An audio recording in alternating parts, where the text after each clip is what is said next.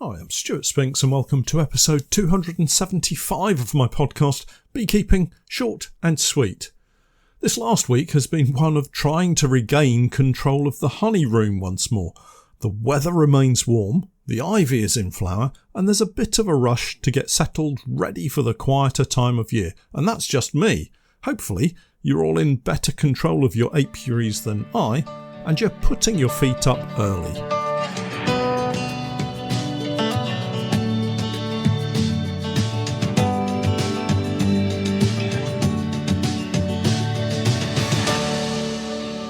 Beekeeping Short and Sweet, a beekeeping podcast for the inquisitive beekeeper with a short attention span. A beekeeper, in fact, just like me. Hi everyone, podcast time again. I hope you're all well and are completely in control of your beekeeping and your autumn preparations are going well and to plan. It's been another warm week and that very autumnal feel has started to hit the mornings. I don't know about you guys, but I'm finding the nights still a little too warm. I just know it's going to cool down rapidly now as we head towards October, but at the moment I'm finding it tough to get a full night's sleep. I think that might be age-related, though I'm not sure. Hopefully, I'll soon be dragging the duvet back over me as the overnight temperatures drop back down once more. I did check the overnight temperatures for our bees on the moors, and they're heading back down to single figures, so it's time to fetch them back home. That's my main focus for the coming week, a trip back to the heather, which must surely have finished flowering by now. I have to fill in a few potholes so I can get the trailer safely across to the bees, load them up, and then away home. For me, I'm so far behind this season, I don't really know where the time has gone. My week this week has been one of cleaning up and moving equipment around. Not a great deal of beekeeping despite the need to sort a couple of colonies. And it's one of those challenges of having a smaller space to work in and having to split our storage facility to the workshop in an attempt to have enough space here in Norwich to get things done. The main task of the week was to get a grip of the honey room and start washing up some of the equipment that we're not going to use anymore this season, and also some of that equipment that we use on a regular basis that needs regular cleaning. As an aside, the heather honey is still in the warm room and I need to make some space in preparation for the attempted extraction of that. One of the ongoing regular clean-up jobs in the honey room is the bottling line. Now, don't go thinking that I've been out and bought myself an expensive automated bottling system. I mean, it would be nice, but not really practical with the space we currently have.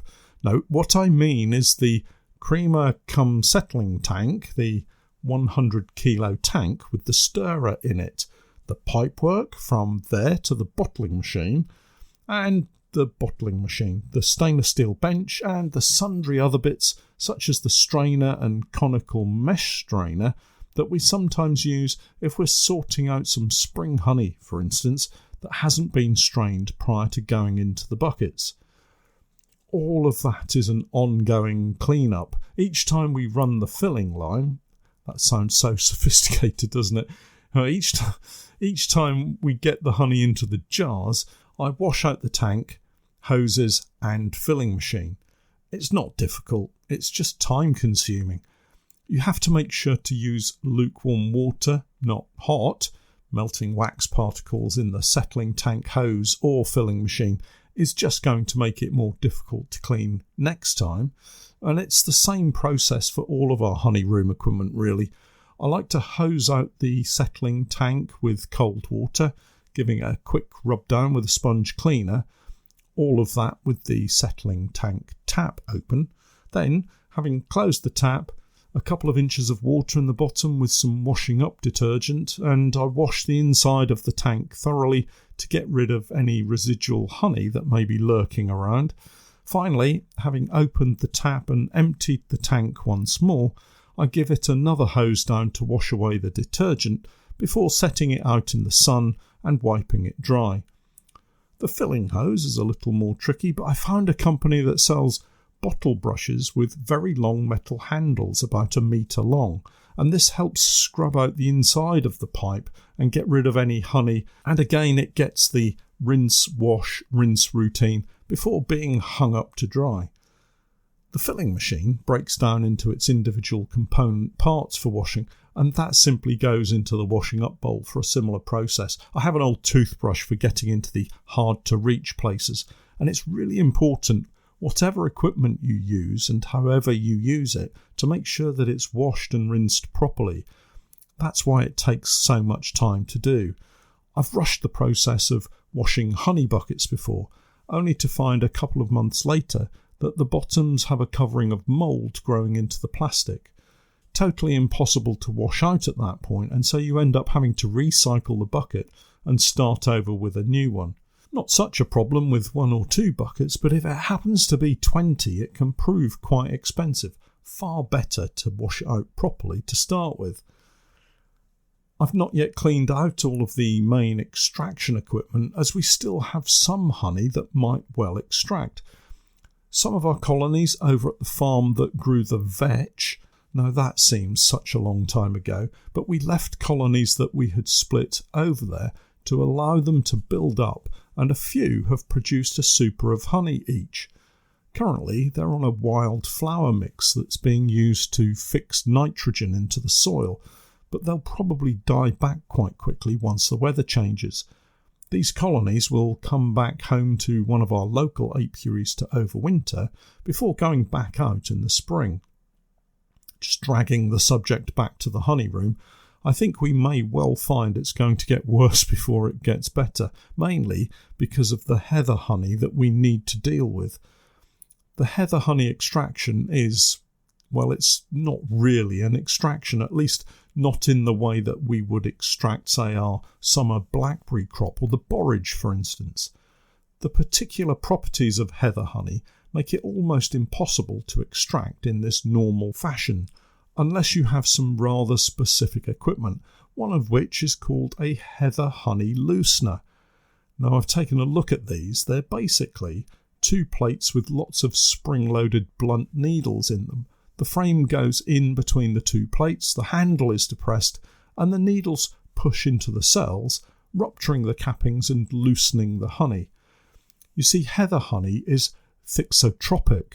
It's a weird property that means in its normal state it's a jelly-like consistency, but when it's subjected to a physical stress it becomes less viscous.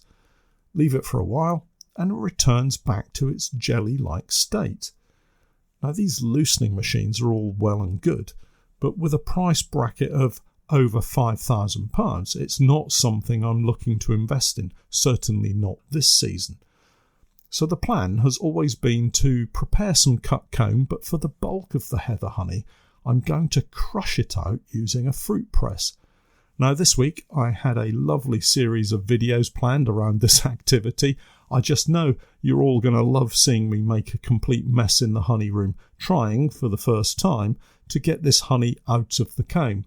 Well, the fruit press was ordered last Monday with a 2 to 3 days delivery time, and guess what? Yep, it's still not here. I waited for most of Thursday, anticipating that was when it would arrive, but by the time lunchtime arrived and went, I was getting a little bit edgy. I phoned the online suppliers and wouldn't you just know it, they're out of stock.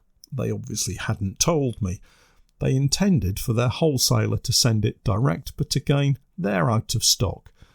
I don't mind waiting for equipment to arrive, but I do like to have some communications about what's going on.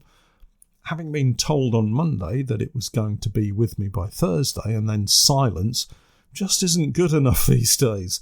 Obviously, they've had their money. Anyway, I'm told it will be with me on Tuesday next week, so we're going to have to delay things a little bit.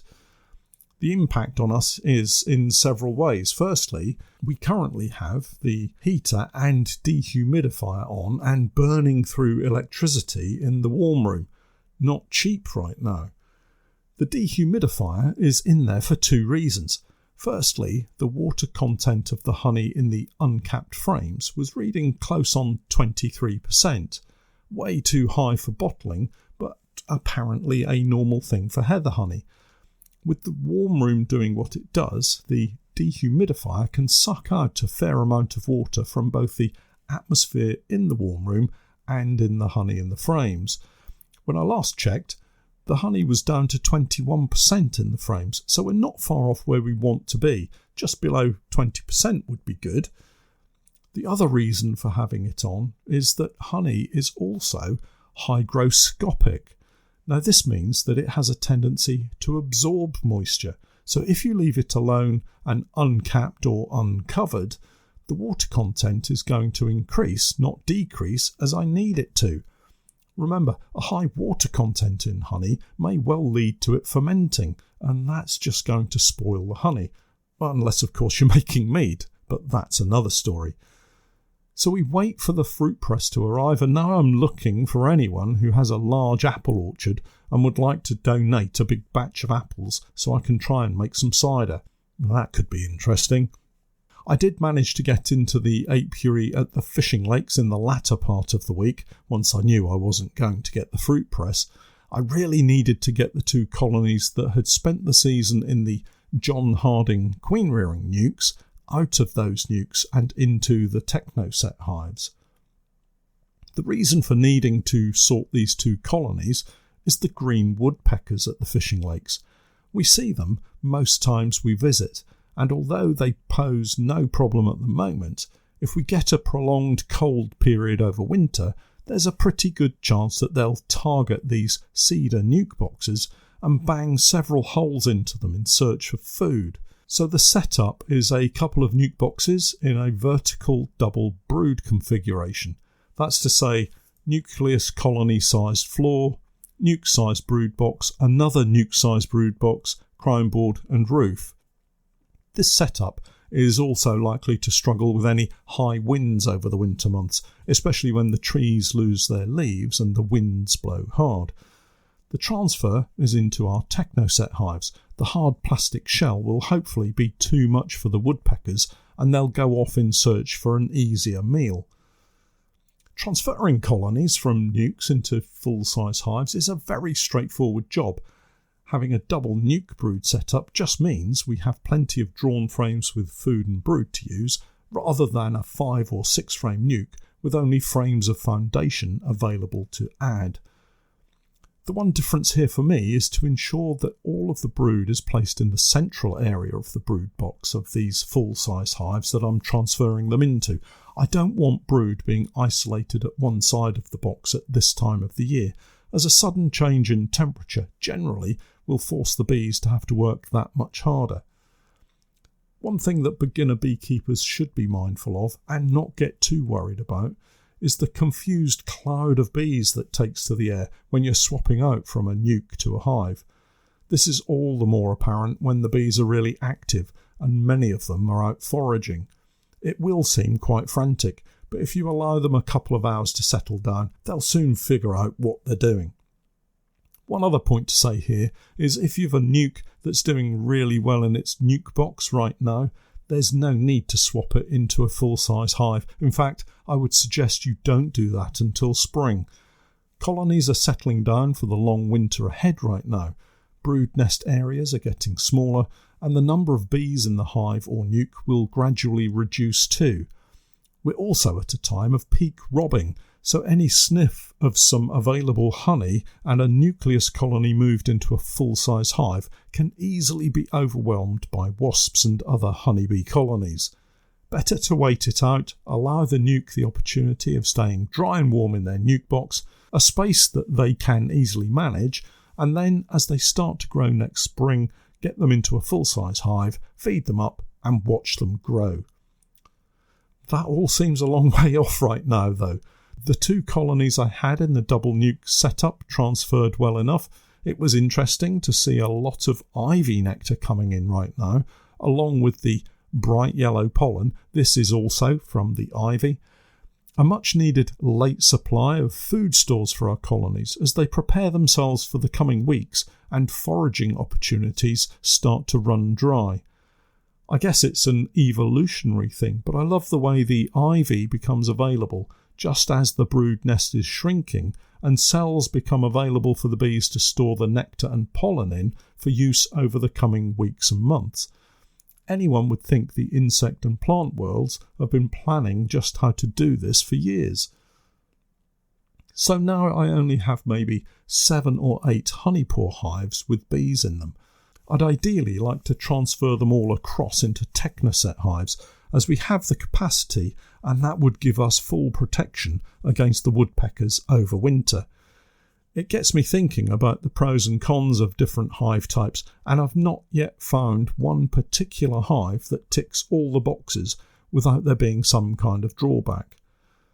I really like the Langstroth hive. For me, it fits the bill perfectly in terms of the size of the brood box and its ability to house just about all of the largest colonies that we've had over the season. The Technoset is great, but I think the honeypore gives more insulation over the winter months, and colonies certainly seem to develop strongly in the honeypore hives in the spring than in the Technoset hives. That said, I don't suppose wooden hives give a great deal more or less insulation than the Technoset hives, so I would say they're of a comparative quality in terms of keeping the colony warm over winter. I really do like the physical size of the Technoset hive and all of the features that seem, for the most part, really well thought out. I suspect that for the next few years I'll still be in a kind of mix and match combo setup, a result of buying in that second-hand equipment. At least it's all Langstroth now. Oh, apart from one commercial hive that I dropped a swarm into earlier in the year, and which now seems to be thriving. Anyone out there want to buy an overwintered commercial colony and a couple of commercial nuke boxes? I really think these are the last non-Langstroth bits that I have, or at least I hope so. If you would like it, do get in touch. Also, as I'm talking about selling bees, I'm going to be selling around 50 Langstroth production colonies next year. I'll explain more of my plans as we get into winter, but they'll be available in blocks of 10, prepared in time for the summer nectar flow, so do get in touch if you're interested. Well, that's it for this week. Don't forget to check out my website, www.norfolk-honey.co.uk, and for my latest videos and podcasts with more updates, tips and techniques, it's the same Patreon page, www.patreon.com/Norfolk Honey. And remember, I'm Stewart Spinks, and that was Beekeeping Short and Sweet.